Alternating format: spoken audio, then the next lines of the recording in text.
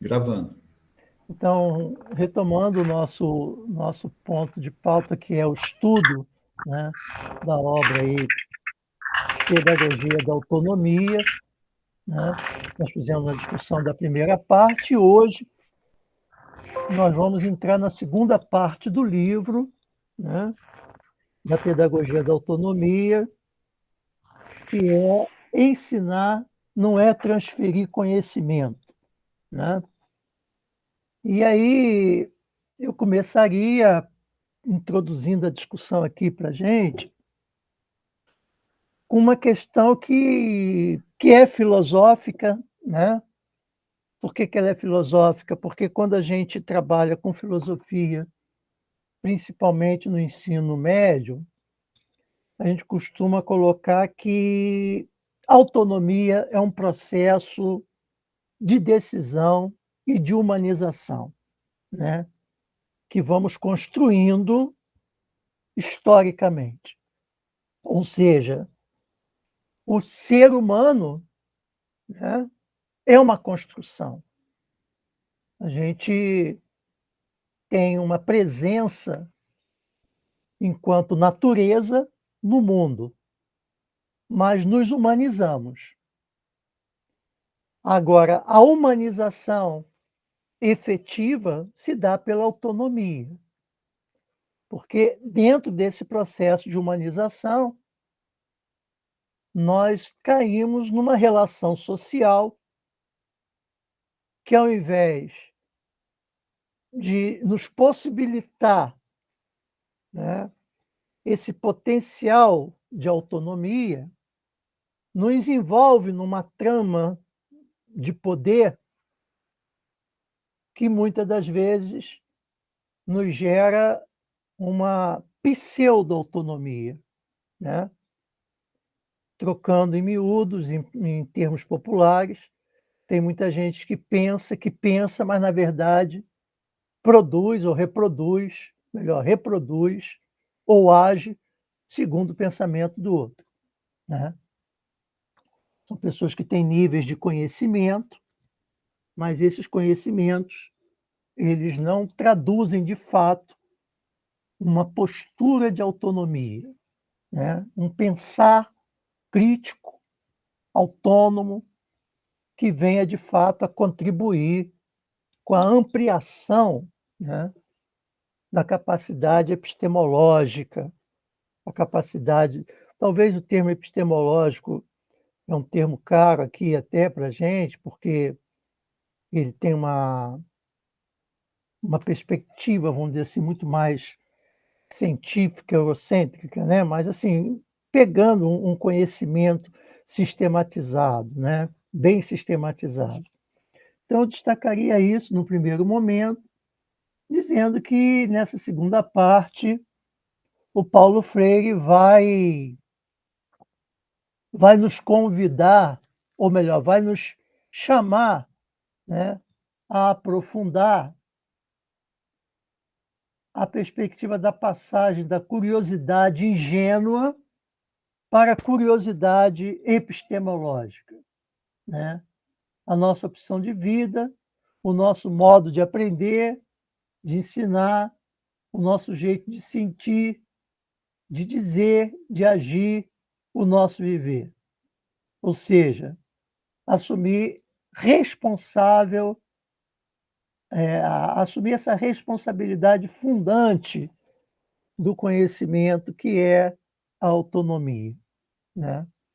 Então, feita essa introdução, podemos, né, abrir o debate a partir do texto. Obrigado.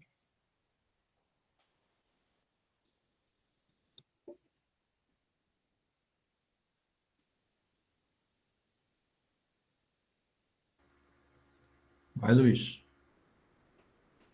Então, dando continuidade ao que o Sérgio fez um início de conversa, nessa parte em que o capítulo trata de ensinar, não é transferir conhecimento, os subitens que se desenvolvem no estudo vou mostrar. Vou ler aqui para reforçar, já que está sendo gravado. Ensinar exige conhecimento do inacabamento. Ensinar exige o reconhecimento de ser condicionado. Ensinar exige respeito à autonomia do ser do educando. Ensinar exige bom senso. Ensinar exige humildade, tolerância e luta em defesa dos direitos dos educadores. Ensinar exige apreensão da realidade. Ensinar exige alegria e esperança. Ensinar exige a convicção de que a mudança é possível. Ensinar exige curiosidade. Não encontramos aqui simplesmente um receituário, que vamos fazendo cada passo a passo desse, que, ao final, conseguimos, então, transferir conhecimento, que não é o caso, né? Ensinar não é transferir conhecimento, que é o título do capítulo, e no entanto, cada subitem desse aqui vai exigir de cada um de nós, independente da linha de atuação, de conteúdos trabalhados ou de aspectos abordados, e cito isso porque, na questão específica até do que eu tenho experimentado da matemática ao longo desses anos, é muito comum a gente encontrar o afastamento de vários desses itens que nos alertam o autor, né? Então, você encontra, para dentro do contexto de alguns docentes de formação da linha, por exemplo, da matemática, exatamente o contrário, em vários alertas aqui colocados. Ensinar exige bom senso. O que significa esse aspecto quando você está em qualquer das disciplinas que atuamos? Quando alguém entra, num exemplo muito prático que era comum acontecer, numa sala de aula, você vem com um roteiro do que você vai fazer naquele ambiente, imaginando que está ajudando, está ensinando, vai ensinar, e você se depara com um episódio ao longo dessa trajetória do seu local de trabalho até o ambiente de atuação, e vice-versa. O próprio estudante chega lá com uma demanda que não dá para passar deixar de lado e perder o bom senso naquilo que é adaptar ou se ajustar àquela novidade que surgiu. Para não me alongar, o exercício do bom senso está no meu aqui na página 69, que é uma versão bem antiga do livro aqui, com o qual só temos o que ganhar se faz no corpo da curiosidade, bota corpo entre aspas. Nesse sentido, quanto mais pomos em prática de forma metódica a nossa capacidade de indagar, de comparar, de duvidar, de aferir, tanto mais eficazmente curiosos nos podemos tornar e mais crítico se pode fazer o nosso bom senso.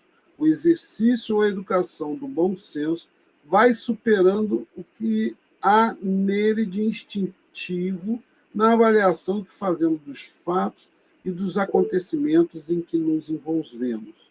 Se o bom senso na avaliação moral que faço de algo não basta para orientar ou fundar minhas táticas de luta, tem, indiscutivelmente, importante papel na minha tomada de decisão, a que não pode faltar a ética e faço o que devo fazer.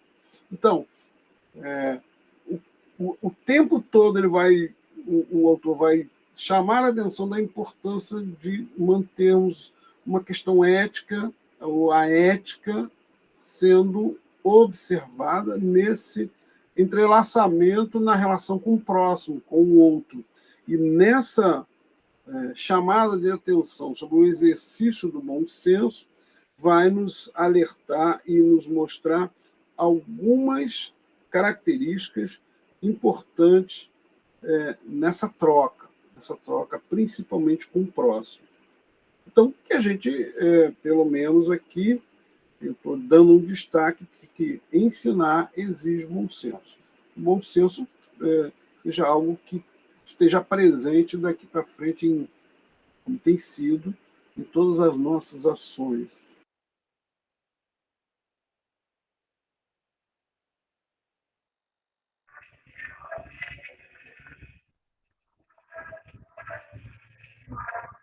Luiz, acabou, Luiz? Parei aqui por enquanto. Tá, eu destacaria aqui para a nossa reflexão um elemento que ele coloca na página 50, que diz respeito ao suporte, né? O suporte. Ele fala, é um parágrafo grande na página, o segundo parágrafo da página 50, é um parágrafo longo, mas ele diz assim, ó, é, o suporte é o espaço restrito ou alongado ao que o animal se prende afetivamente, tanto quanto para resistir. É o espaço necessário ao seu crescimento e que delimita seu domínio. É o espaço em que, treinado, adestrado, aprende a sobreviver, a caçar, a atacar, a defender-se num tempo de dependência dos adultos imensamente menor do que é necessário ao ser humano para as mesmas coisas. Aí que eu destacaria. Quanto mais cultural é o ser, maior sua infância, sua dependência de cuidados especiais. Faltam ao movimento dos outros animais no suporte à linguagem conceitual, né? Então, nós trabalhamos muito em função da elaboração de conceitos, né? E esses conceitos, eles são construídos dentro desse ambiente cultural, que ele coloca como suporte, né? Então, uma das coisas que eu acho que é fundamental para a gente aprofundar nessa discussão da pedagogia, da autonomia, é como que esse suporte tem que ser construído, valorizado e trabalhado nessa relação de humanização e de produção de leituras conceituais, né? Leitura que o sujeito desenvolva uma inteligibilidade, né, do próprio suporte para desenvolver o seu processo de investigação, leitura e ampliação de conhecimento dessa realidade. Muitas das vezes a gente trabalha suportes que aprisionam o sujeito, ao invés de garantir a sua autonomia, né, a sua leitura conceitual. Eu costumo dizer, a nível do ensino médio, pelo menos costumava dizer, a nível da escola básica, né, no ensino médio, que a filosofia ela estaria ali no currículo para ajudar os jovens a construir uma leitura conceitual, né? Porque sem essa leitura conceitual, ele vai ficar preso a uma segunda, ou melhor, vai ficar preso a uma leitura de segunda mão, né? Uma leitura feita por outros. E que o conceito ele precisa ser construído. E quanto mais conceitos construímos, mais ampliamos também a percepção da nossa incompletude, né? E, ao mesmo tempo, da possibilidade de ir além das questões que se apresentam ao nosso tempo, a partir do tempo presente. É isso.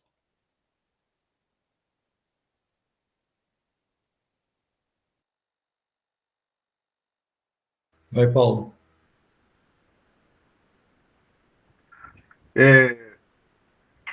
Sempre que eu leio alguma coisa do Paulo Freire, né, me vem à cabeça assim, a obra toda.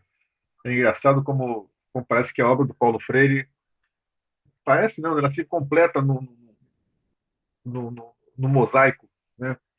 E ao mesmo tempo fico me colocando nesse momento específico de greve, nesse momento específico de paralisação da rede estadual, como é difícil e como é necessário ser freiriano, né? Como é um desafio assim, tremendo você concretizar essa lógica freiriana, né? Porque eu me proponho a ser uma pessoa freiriana, não só um educador freiriano. E realmente é um desafio, porque o ponto fundamental do entendimento da obra do Paulo Freire, eu acho, não só da obra, mas da filosofia, da proposta do Paulo Freire, é essa questão ética. Né? Eu acho que esse é o ponto central do debate. E retomando, né, o que a gente já havia conversado nos últimos encontros, essa questão ética é uma disputa, né? É uma disputa de corações e mentes. Essa questão ética é uma construção subjetiva e que se dá na prática, efetivamente, né? Então, você ser respeitoso, você ser dialógico, você procurar fazer esse processo de libertação, essa construção de autonomia, né, nos dias atuais, né, pós-pandemia, pós-governo que eu me permito não falar o nome, né, é um desafio muito sério, um desafio muito grande. E aí eu fico nesse desafio do contato com os colegas educadores e educadoras, né, eu fico nessa disputa ética, porque enquanto a gente procura essa disputa pregar uma ética, construir uma ética, consolidar uma ética de autonomia, uma ética dialógica, né, uma ética de humanização, uma ética de historicidade, né, o que está posto do outro lado é justamente o oposto, né? É uma ética individualista, uma ética conservadora, uma ética absolutamente neoliberal, capitalista, selvagem. E justamente nesse embate, nesse debate, que eu fico me perguntando, né, como é que nós vamos construir uma lógica de pedagogia de autonomia, uma lógica de pedagogia do oprimido, uma lógica de libertação na escola pública, né? A escola pública sendo um espaço de reprodução do Estado, uma escola como um espaço conservador, né? Como é que a gente vai conseguir atuar nas brechas, atuar nas fendas dessa escola, né? Por outro lado, como a gente fazer a educação, na prática de educação, a prática de autonomia, né, numa escola pública conservadora e a gente tentando fazer essa prática de educação pública e popular, né? Acho que é um desafio grande. Uma outra questão é a seguinte: o Paulo Freire nos coloca diante da seguinte situação: olha, a gente tem que fazer a opção política de mundo, a gente tem que fazer a opção política de visão de mundo, de construção de mundo. Então, é uma educação libertadora, então tem que libertar esse mundo da opressão. E aí, mais uma vez, vem uma disputa política, né, no cotidiano. Então, assumir Paulo Freire como Oriente, assumir Paulo Freire como alguém que nos inspira para a vida, é opção política e é embate político permanente. E, fundamentalmente, porque, a despeito das questões disciplinares e curriculares, que o Luiz levantou muito bem, né, da matemática, da química, da biologia, da física ou da história e sociologia, né, como seres condicionados e seres históricos, essa construção precisa passar pela formação docente, né? Agora, fica no limite, né? Porque uma coisa é formação, outra coisa é opção. Uma coisa é você estar formado, outra coisa é você optar por essas questões freirianas, né? E, por fim, para encerrar a intervenção, para depois retomar, eu acho que é uma discussão muito interessante que o Paulo Freire coloca, quando ele coloca vou dizer assim, três conceitos que a gente, normalmente, na conversa, no debate, a gente não afina muito bem, que é escola, educação e ensino, né? Acho que são três conceitos importantes que a gente precisa trabalhar de maneira separada, mas articulada, porque são situações diferentes, né? Eu acho que é importante a gente debruçar sobre essa questão. E, por fim, né, por último, mas não por fim, como diz, tem aquela passagem dos leões que eu acho maravilhoso, né? A minha versão é antiga também, acho que é igual a do Luiz. Assim, não se sabe de tigres africanos que tenham jogado bombas altamente destruidoras em cidades de tigres asiáticos. Eu acho isso fenomenal, né? Por enquanto é isso.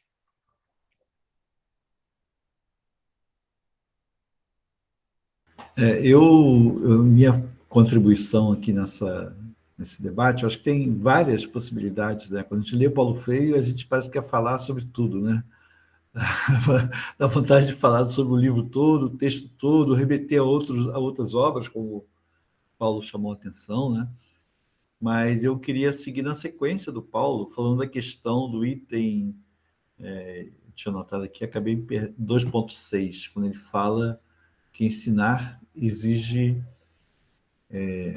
apreensão da realidade. Olha, a gente está vivendo uma realidade, né, de um tempo para cá, aqui no Brasil, de ascenso da extrema-direita de uma forma que a nossa geração não tinha acompanhado. Né? Não sei o que vocês acham sobre isso. Mas acaba sendo uma novidade, né? Porque nos meus 20 anos, a minha experiência de vida e de militância foi no período de superação do regime militar, né? Superação do regime militar e organização dos movimentos para se construir uma sociedade no caminho democrático, né? Quer dizer, não se apontava socialismo, é claro, né? Se discutia socialismo em alguns círculos, mas a discussão é de superação do período ditatorial e de tudo que ele trazia junto, né? Então, esse momento era outro momento, era uma outra conjuntura. Hoje, discutir a realidade subtende-se também, né? Quer dizer, discutir a realidade subtende você dialogar também com esses setores que estão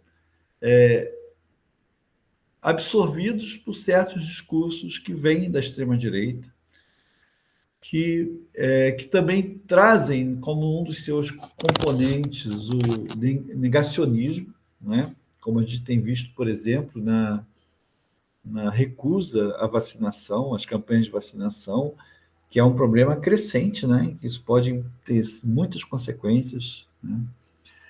E eu entendo que nós que estamos em sala de aula, a gente está vivenciando isso, quer dizer, nós que estamos ou que estivemos em sala de aula, né? A nossa experiência, que pelo menos nós 6 aqui, é uma experiência de sala de aula, né? E que a gente continua também com essa proposta de educação popular em função dos cursos que a gente está encaminhando pelo Casulo e pelo grupo de pesquisa.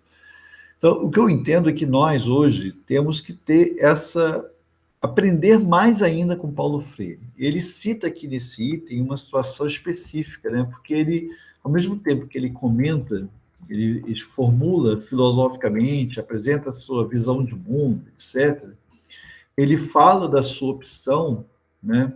E ele coloca no sentido de que, se a opção dele é progressista, ele tem que estar sempre disposto a apresentar a sua postura e não negar. Então, eu acho que isso é interessante nessa situação que a gente está vivendo hoje, né? A gente não pode se omitir do debate. A gente não pode ocultar a nossa opção em troca de evitar o conflito. Na verdade, o que o Paulo Freire propõe é o conflito, mas sempre com esse caráter pedagógico, né? Sempre com essa ideia do diálogo. E aí ele reproduz o diálogo de um jovem recém-entrado, que recém-ingresso da universidade, que vai acusar o MST de ser baderneiro e tal. E ele vai responder, né? Pode haver baderneiros entre os sem terra, disse, mas sua luta é legítima e ética. Aí volta a fala do Paulo sobre a questão da ética, né? Então, a política do Paulo Freire está sempre acompanhada da discussão ética. E aí o Paulo Freire continua. Baderneira é a resistência reacionária de quem se opõe a ferro e a fogo à reforma agrária. A imoralidade e a desordem estão na manutenção de uma ordem, entre aspas, injusta. Então, eu acho muito interessante esse exemplo, porque eu acho que é um texto breve, é um texto direto, é um texto que é bem explícito em relação ao que o Paulo Freire propõe enquanto método didático, enquanto método político-pedagógico de trabalho em sala de aula.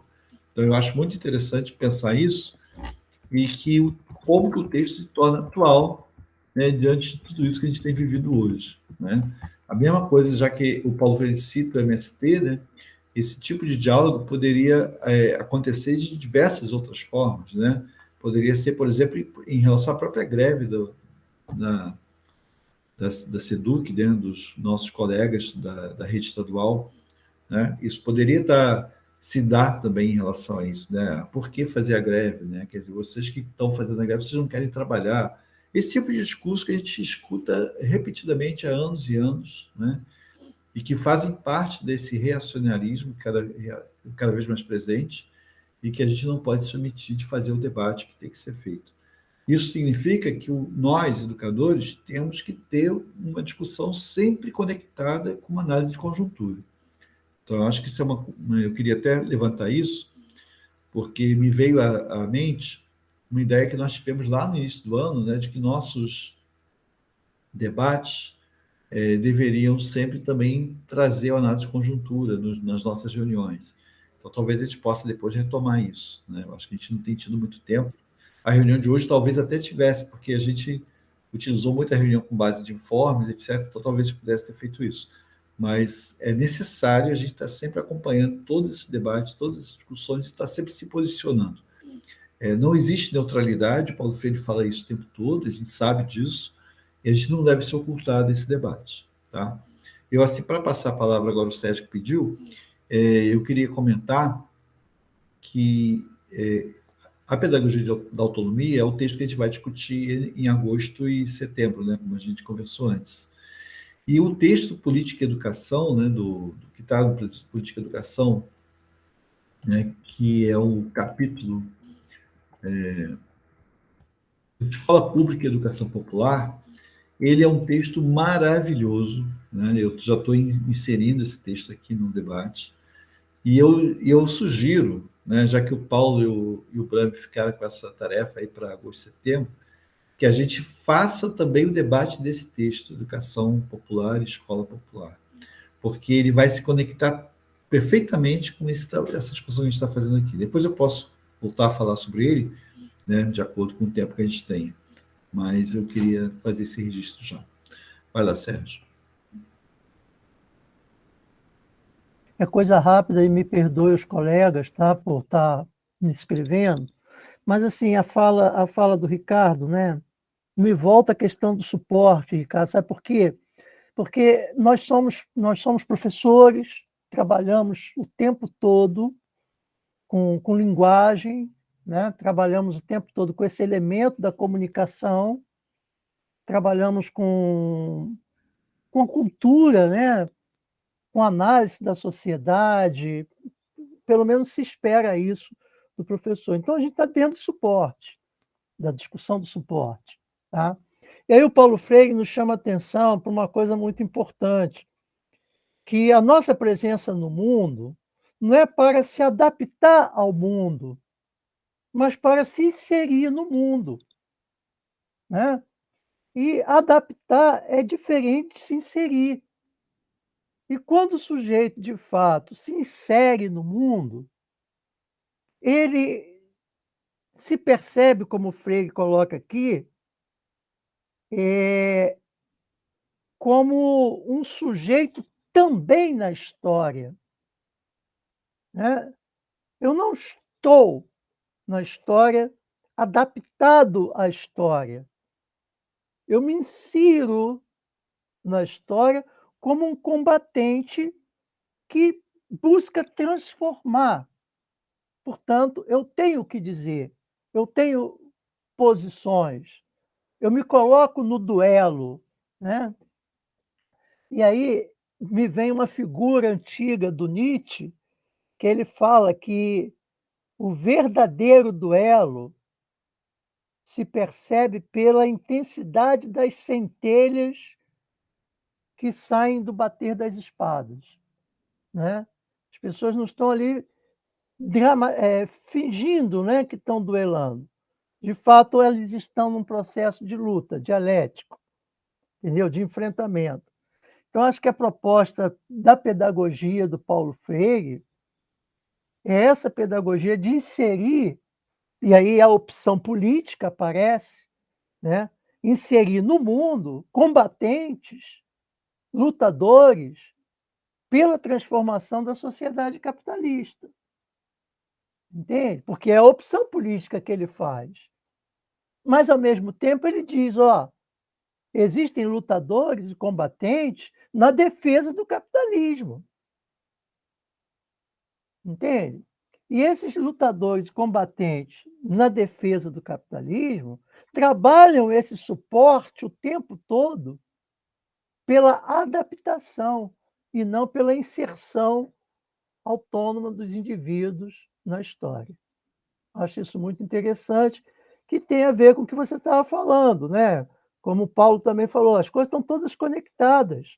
Não dá para ler uma parte descolada da outra. Elas, elas dialogam entre si e ampliam a discussão que ele apresenta para a gente sobre autonomia.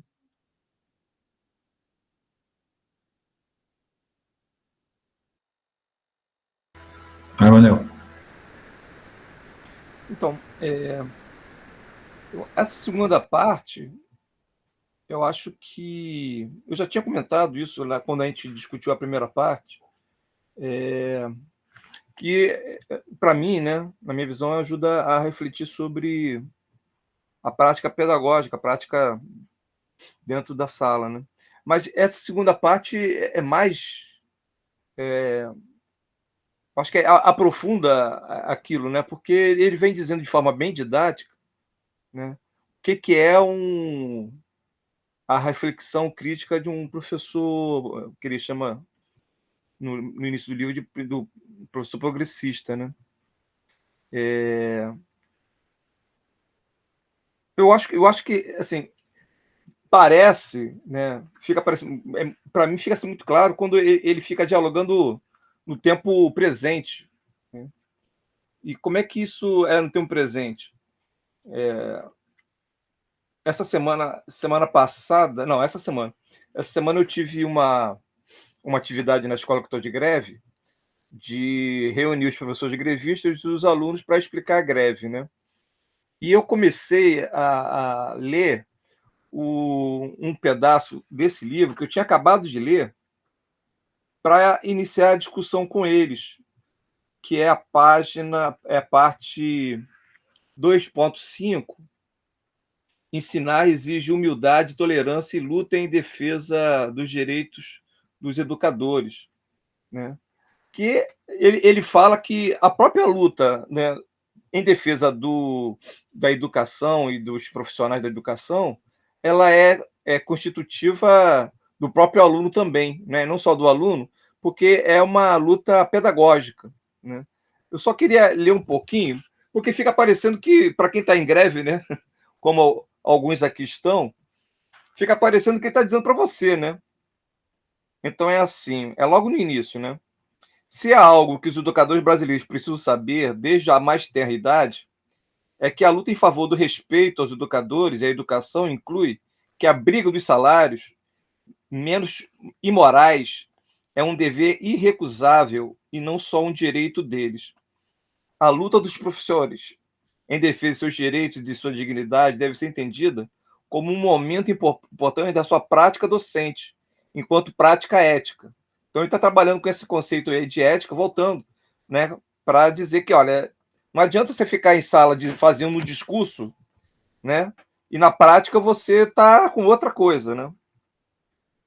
Não é algo que vem de fora da atividade docente, mas algo que faz parte dela. O combate em favor da dignidade da prática docente é tão parte dela mesma quanto dela faz parte o respeito que o professor deve ter à identidade do educando, à sua pessoa, ao seu direito de ser. Um dos piores males que o poder público vem fazendo a nós no Brasil, historicamente, desde que a sociedade brasileira foi criada, é o de fazer muitos de nós correr o risco de, a custo de tanto descaso pela educação pública, existencialmente cansados, cair no indiferentismo fatalistamente cínico que leva ao cruzamento dos braços. Não há o que fazer, é o discurso acomodado que não podemos aceitar, né? E é isso que a gente vê nas escolas, né, cara? Você vai lá falar da greve e o cara, não, isso não resolve nada.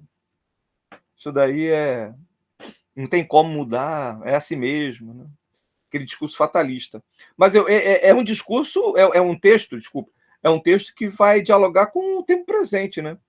É muito claro para mim. Quando eu li isso, falei, pô, eu estou de greve e é isso aqui. Ou seja, não é uma questão só da teoria, falar, né, da consciência, do pensamento crítico. Porque se você não pratica aquilo, é vazio, né? E tem professor que faz isso, cara. A todo momento a gente vê isso dentro das escolas.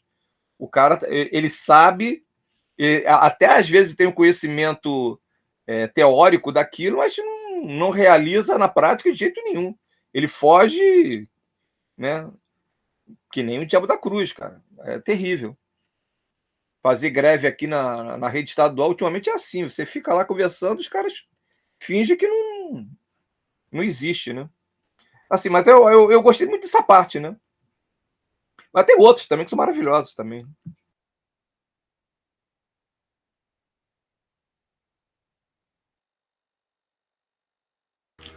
Vai, Luiz. Só para pegar o exemplo que o Manel trouxe, para a gente e para o momento atual também, atuando naquele grupo de formação de professores, como era importante enfrentarmos esse debate com aqueles futuros professores jovens, né, saindo na questão do curso normal, onde a aula era na luta. A aula, e hoje, mais do que nunca, eu tenho relatos dessa experiência, o grupo que está atuando com o curso normal tem a grande contradição ali presente no momento em que dificilmente você vai encontrar, e tem uma raridade, né, do fura-greve que está formando futuros professores, se debater ali com um grupo que diz assim, eu vim, sou de camada popular, estou formando, me propus a vir para essa formação, vamos dizer, profissional, e estou diante de uma greve, e você está furando a greve, que é da minha carreira. Olha, é um negócio muito interessante e contraditório para aqueles que tentam furar a greve. Daí que boa parte do grupo que era e é escolhido para serem os docentes, pelo menos da experiência que vivi no IEPIC, era muito interessante, de um ou outro que não tinha esse compromisso maior, mesmo em condições normais, em que a cada conselho de classe e no ano seguinte era quase que assim, ó, você vai para outro canto, você vai pegar outro grupamento para atuar, porque docente dentro do curso de formação de professores não cabe.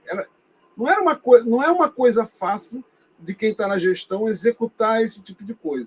Mas vi que colegas, por exemplo, da matemática, dá um exemplo muito próximo, em que a gente travava um debate ali com outros, normalmente com 3 docentes, você dava conta das turmas, onde aqueles 3 eram o tempo todo confrontados, se, pelo menos na disciplina, se não tivessem presos ao compromisso de acompanhar um movimento docente de estudantes que estavam se formando e do movimento externo, que era de enfrentamento.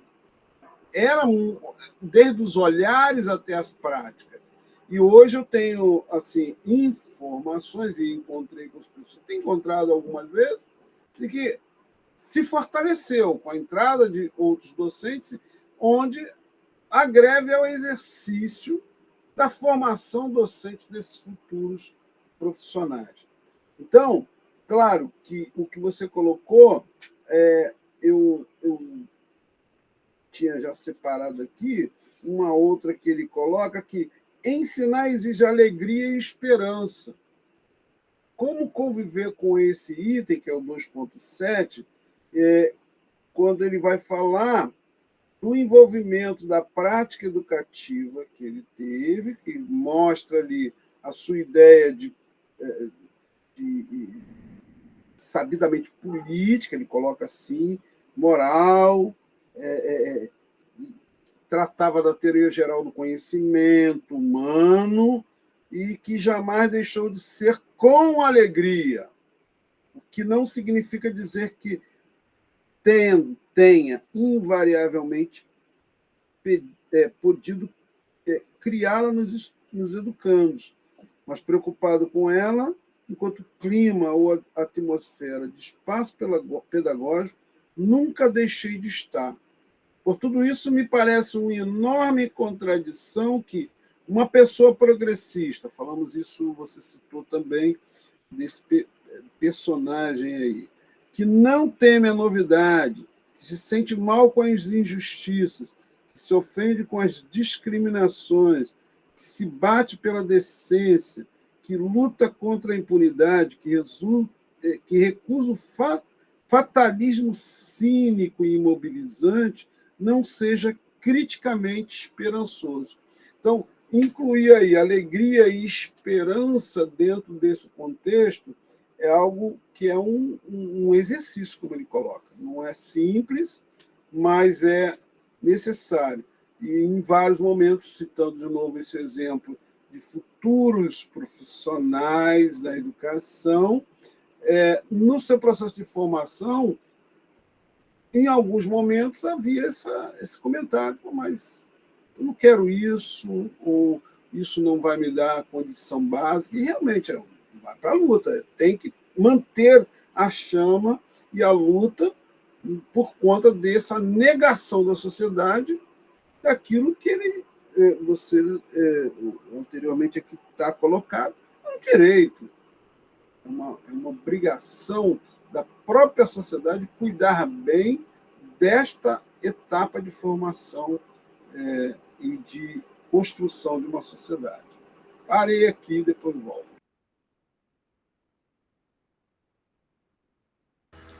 Então, não tem ninguém inscrito, mas como já são mais de 11h30, eu acho que a gente tem que começar a fechar, finalizar. Nada impede que a gente retome essas discussões no próximo encontro, né? Eu já ia até propor, inclusive, que a gente passe para a parte 3 do livro, né? Já que é a terceira parte. Tem o Brame e o Paulo se escreverem. Vai lá, Brame e depois o Paulo. Vou tentar organizar aqui a minha cabeça também. Tem um monte de questões que eu achei que... Reforçar o que vocês já disseram. Cada item disso aqui dá uma viagem, realmente. Acho que ele foi muito feliz ao fazer isso. Acho que ele devia estar muito angustiado ao longo da vida. Tem que colocar isso no papel. E é muito impressionante esse livro. Cada item desse aqui, a gente pode desbravar semanas falando, né? Eu vou falar de dois que não tinham sido tocados, e eu acho interessante porque todas as palavras são legais. Tem outro que fala de alegria e esperança, que vocês falaram, mas eu vou aproveitar o 3 e o 9, que fala propriamente autonomia e curiosidade. O 3, que eu acho que é legal para reforçar algo que eu estou em dívida ainda, tenho que conversar até com o Paulo sobre a história lá do texto, que ele retoma a questão da discriminação, que ele toca no 1, né? Eu achei legal. Vou tentar citar aqui e fazer um comentário de coisas que me despertam, de problemas que eu acho que ficar repetindo, que acho que todo mundo já entendeu, eu acho que vou chover numa olhada. E eu fiquei, de uma certa forma, intrigado com duas expressões que aparecem. Uma é a natureza humana nessa parte, e a outra é a própria disciplina, quando vai aparecer lá na 9. Eu acho que também dá um bom caldo para poder entender o que, de fato, ele quer com essas expressões. Na página 60, que é no final, é o último parágrafo do 3.2, perdão, do 2.3. Ele diz assim: é preciso deixar claro que a transgressão da eticidade jamais pode ser vista ou entendida como virtude, mas como ruptura com a decência. E aí é legal que retoma a questão da ética, como já foi comentado. O que quero dizer é o seguinte: que alguém se torne machista, racista, classista, sei lá o quê, mas se assuma como transgressor da natureza humana. Não me venha com justificativas genéticas, sociológicas ou históricas ou filosóficas para explicar a superioridade da branquitude sobre a negritude, dos homens sobre as mulheres, dos patrões sobre os empregados. Qualquer discriminação é imoral, e lutar contra ela é um dever, por mais que se reconheça a força dos condicionamentos a enfrentar. A boniteza de ser gente se acha, entre outras coisas, nessa possibilidade e nesse dever de brigar. Saber que devo respeito à autonomia E a identidade do educando exige de mim uma prática em tudo coerente com esse saber. Eu fico doido para poder comentar propriamente o que ele está escrevendo aqui, que é fantástico. Mas eu vou tentar evitar fazer isso, porque eu acho que vou chover numa olhada.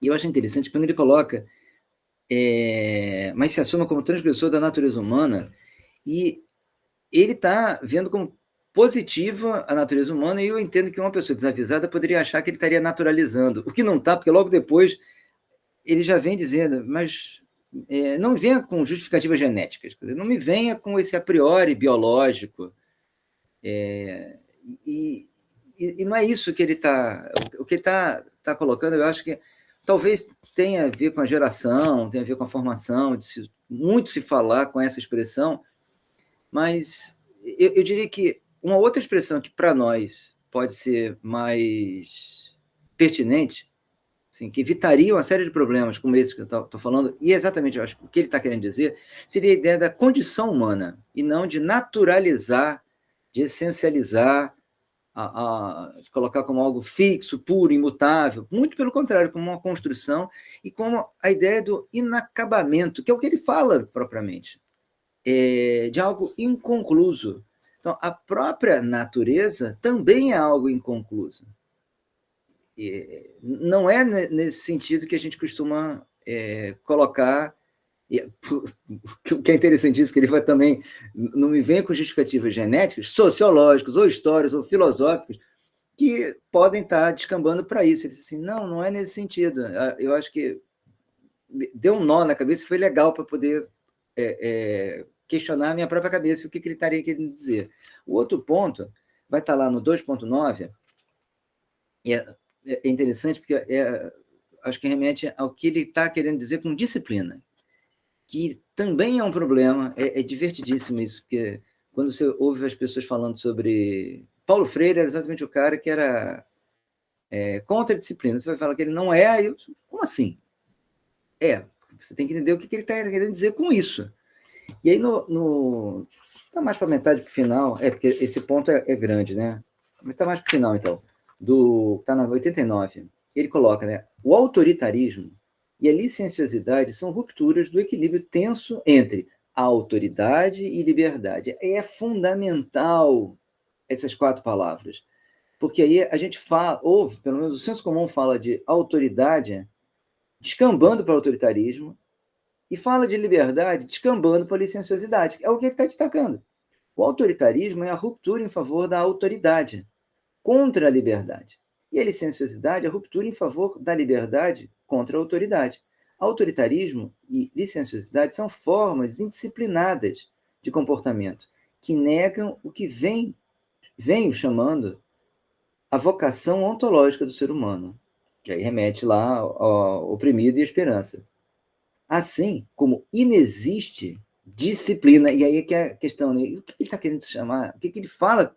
O que ele quer dizer com disciplina, né? Assim como inexiste disciplina no autoritarismo ou na licenciosidade, desaparece em ambos, a rigor, a autoridade ou liberdade. Autoridade ou liberdade. Somente nas práticas em que a autoridade e a liberdade se firmam e se preservam enquanto elas mesmas, portanto, no respeito mútuo, é que se pode falar de práticas disciplinadas, como também em práticas favoráveis à vocação para o ser mais. E ele retoma isso no final para deixar bem claro, né? Assim, o que quer dizer é o seguinte, aí ele fecha exatamente o item 2.9, fecha essa seção 2. Não, o que quero dizer com isso? Não devo pensar apenas sobre os conceitos, os conteúdos programáticos que vêm sendo expostos ou discutidos pelos professores nas diferentes disciplinas, mas, ao mesmo tempo, a maneira mais aberta, quer dizer, dialógica, como já foi comentado, ou mais fechada, autoritária, com que este ou aquele professor ensina. Então, assim, o que no final é essa disciplina que ele está falando? Acho que ele está se opondo disciplina ao voluntarismo. Assim, não é um negócio espontâneo. Não vou deixar... Quando vai pensar assim, as crianças...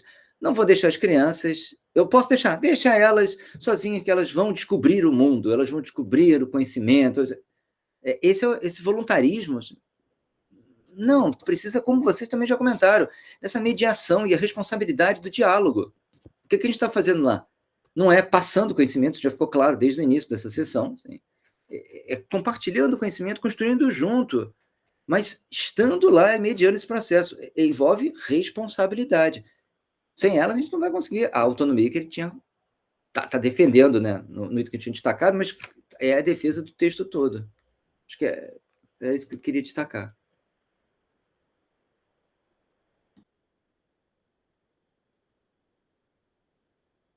Paulo, depois do Sérgio.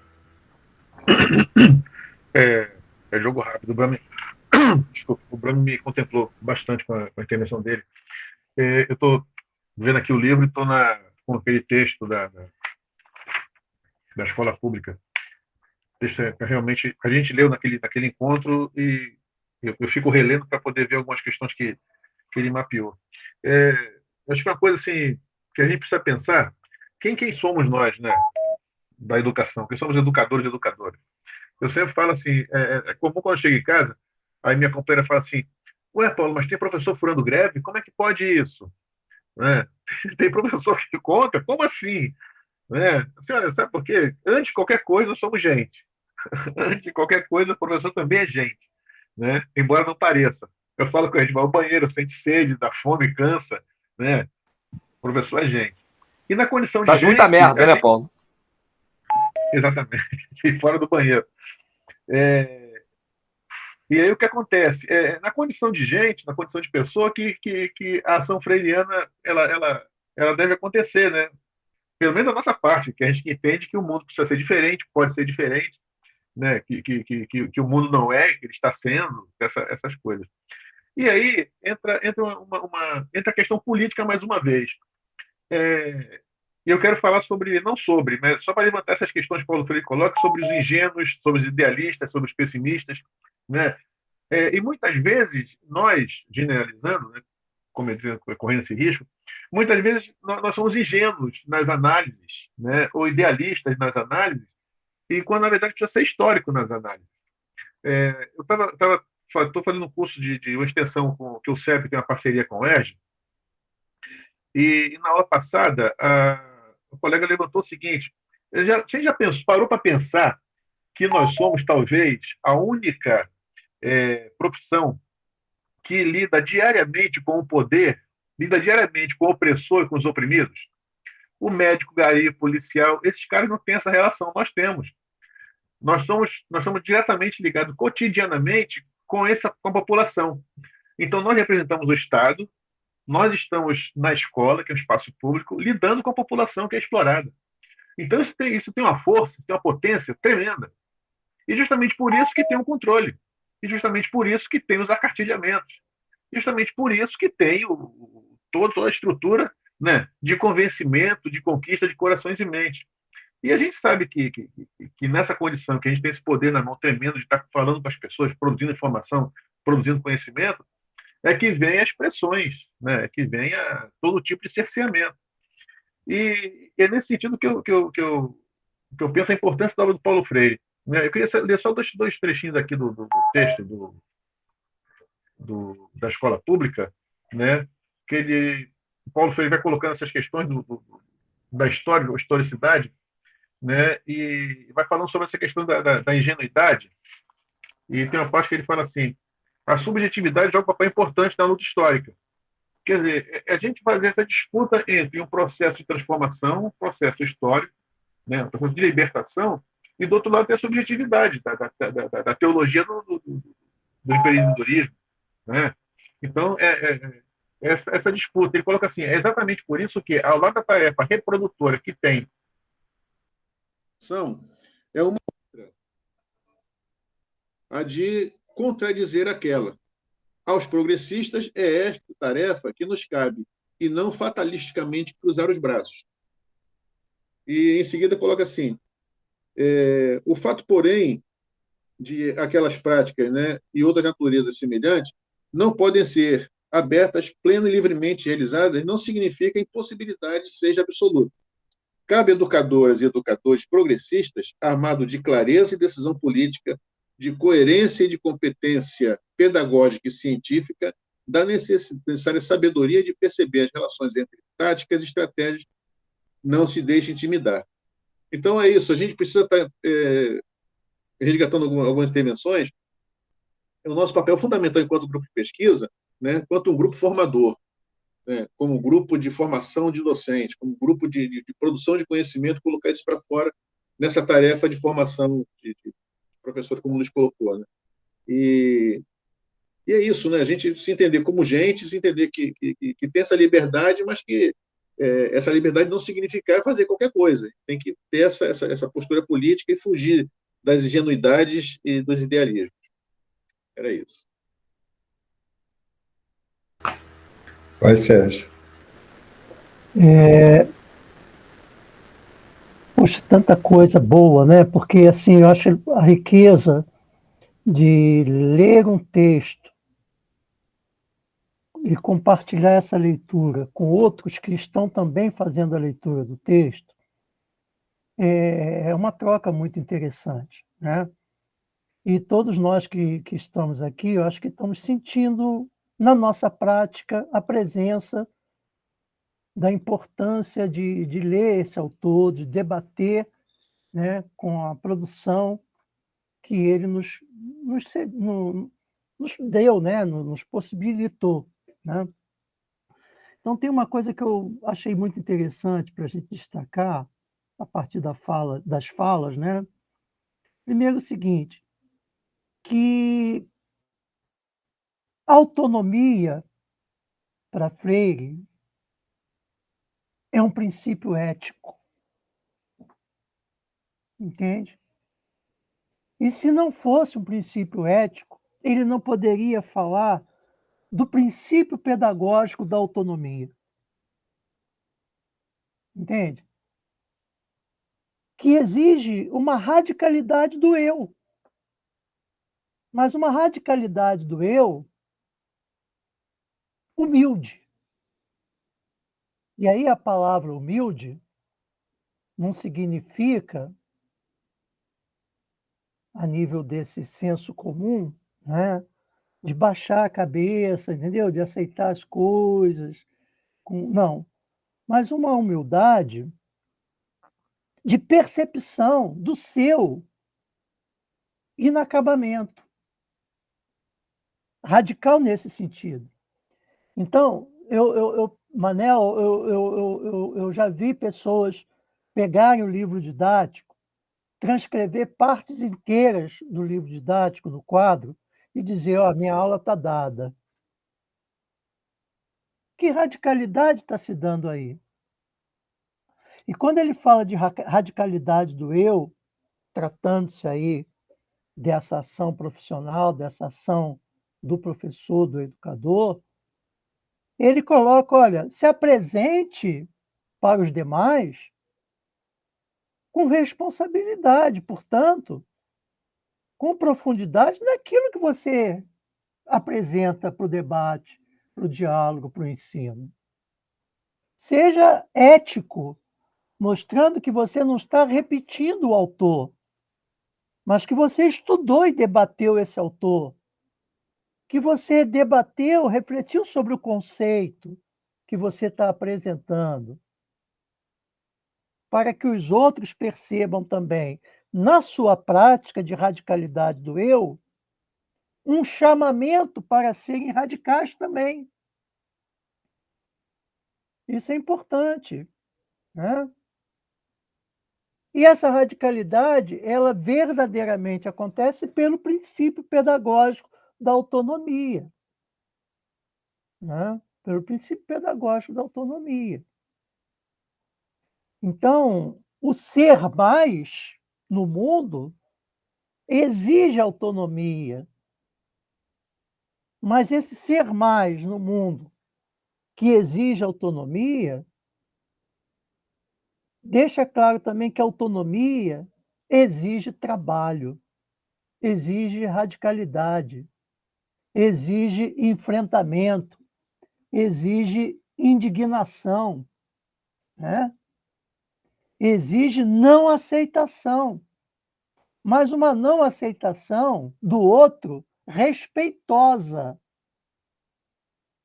Porque não se pode, pela perspectiva freiriana, né, negar o outro. Pelo contrário. Pelo contrário. É fortalecer, na perspectiva do outro, a possibilidade de você reduzir o seu inacabamento pelo conhecimento que pode ser desenvolvido.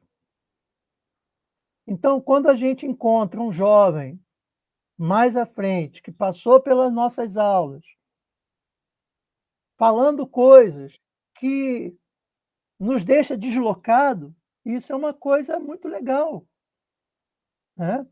Porque você percebe que aquela pessoa, ela foi além daquilo que você apresentou, debateu, discutiu com ela, né? Agora, essa aí que entra uma questão que para mim é central na obra do Paulo Freire. Esse princípio pedagógico que é a autonomia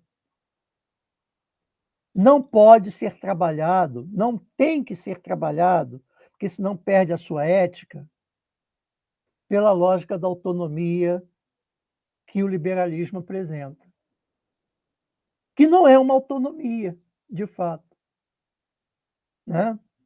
Eles se apropriam dessa palavra, eles se apropriam desse termo, mas para adaptar os sujeitos a uma lógica de mundo e não inserir os sujeitos no mundo como sujeitos rebeldes, criativos, capazes de ir além na sua condição de ser no mundo, ser mais. Então, eu acho que essas questões que a gente está aqui debatendo, elas convergem para essa reflexão, né? Porque ao longo de toda a obra, o que está sendo trabalhado é o princípio pedagógico, ético da autonomia. Autonomia como um princípio ético pedagógico que tem que estar presente nessa relação, que é a relação do ensino. Por isso que ele fala, ensinar, né? Ele vai trabalhar o tempo todo, né? Ensinar exige, ensinar exige. Ele está falando, na verdade, da minha compreensão, pelo que eu estou percebendo, ele está exigindo isso, ó, reflitam sobre autonomia. Autonomia é não matar a curiosidade, é não matar a responsabilidade, é não matar o compromisso, é não matar a autoridade. Entende? O outro tem autoridade, mas essa autoridade não pode ser destruída, não pode ser liquidada. Ele tem que se ver como um sujeito que tem autoridade. Ele tem, como o Ricardo colocou na sua intervenção, potencial de fazer uma análise de conjuntura e se posicionar politicamente nela. Entendeu? Agora, a grande discussão é a política. Política. Porque a obra do Paulo Freire é uma obra que se coloca, né, claramente, e aí é um debate que a gente tem que fazer, numa margem, que é a margem da luta contra o capitalismo. Entendeu? Não dá para pensar. Você pode adaptar a obra do Paulo Freire, como muita gente faz, vai fazendo adaptações, e essas adaptações geram problemas sérios, porque muito dessas adaptações fortalece o campo liberal, portanto, desconstrói Paulo Freire. Entendeu? Paulo Freire não tem que ser adaptado, tem que ser inserido no debate, como um pensamento, como uma produção que convoca os sujeitos a serem mais, na luta contra essa ordem hegemônica e pela transformação dela numa nova sociedade. Uma sociedade que traga esperança ao mundo, que traga, né, a boniteza, que traga uma outra estética assentada numa perspectiva ética de respeito à pluralidade dos indivíduos, dos sujeitos. mas ancorada numa perspectiva de luta política contra a burguesia.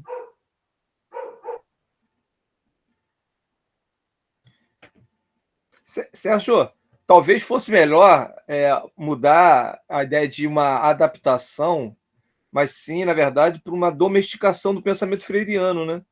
Porque o que você mais vê é essa domesticação, né? Ah, pega ali um negocinho, isso aqui é legal. Quer dizer, o Paulo não é isso, né? Não, e a nossa relação com a Escola Nacional Paulo Freire, o Bugarelli chama atenção o tempo todo para isso. De que a gente tem que perceber que o Paulo Freire ele é um revolucionário, ele é um camarada, né? O Brahmi tinha levantado a mão, você depois baixou, Brahmi? É porque eu vi a hora, eu fiquei doido para comentar, porque achei, comenta aí. Achei encantador o que o Sérgio falou, já do início da história da adaptação, ou domesticação, como o Manuel colocou, em oposição à inserção no mundo, né? Eu fiquei pensando assim, como é que é curioso. Normalmente não passa... Assim, e acho que para ninguém aqui, que a formação, como se fosse das crianças, até lá no primeiro segmento do ensino fundamental, até os 8 anos de idade, assim, você vê visivelmente perguntas, quando você tem contato com as crianças, assim, que deixa todo mundo desconcertado. E grande parte da formação da gente nesse sentido dessa adaptação mesmo ao mundo. Aí a gente depois quer que os adultos venham com questões desconcertantes, depois que a gente colocou todo mundo dentro de forminhas. Ao mesmo tempo, Paulo Freire está dizendo assim, tá, mas e as crianças também não podem ficar ao Deus dará, não é simplesmente larga que sozinha vai. Tem que ter essa mediação dos adultos para essa formação com o mundo. Pois é, mas aí como é que faz? O que a gente costuma fazer mesmo é a adaptação. E ele está propondo um processo geral, um processo longo, que seja a inserção que o Sérgio está destacando. Desde lá da mais tenra idade até a educação de jovens e adultos com adultos idosos. Isso, para todo mundo também participando disso e avaliando e vivendo essa inserção no mundo, não simplesmente se adaptando ou se domesticando ao poder. Acho curiosíssimo, porque veio isso na cabeça, assim, de uma riqueza o que está aí. Esse livro é fascinante. Acho que mas vai ficar só em elogios, é besteira ficar falando assim. Mas é incrível, realmente. É impressionante. Vai lá. Então, eu acho que eu só fazer um pequeno comentário, né? Quando você falou das forminhas, né? Eu me lembrei de um livro inspirado pelo Paulo Freire, que é do IDAC, chamado Cuidado Escola. Esse livro vale a pena vocês, quem não conhece, né? Dá uma lida, porque ele é um manual todo freiriano, né, sobre a questão da escola, e eu acho que é interessantíssimo, ele é todo ilustrado, então para trabalhar com um curso normal, por exemplo, eu acho maravilhoso, né? Mas então... Tem um outro livro nessa mesma linha, fininho também, produzido por eles, que eu estou tentando lembrar que o título é Planejamento, sim. É um livrinho fininho também do IDAC, tem ilustrações, todo ele trabalhado a partir também da proposta freiriana, sobre planejamento, tá? Sobre planejamento. Eu vou encontrar esse livro e vou colocar aqui. Isso eu não tenho, não. Então, gente, vamos fechar, vou parar a gravação, tá ok? São 12:00 exatamente. E a gente faz o encaminhamento de terminar.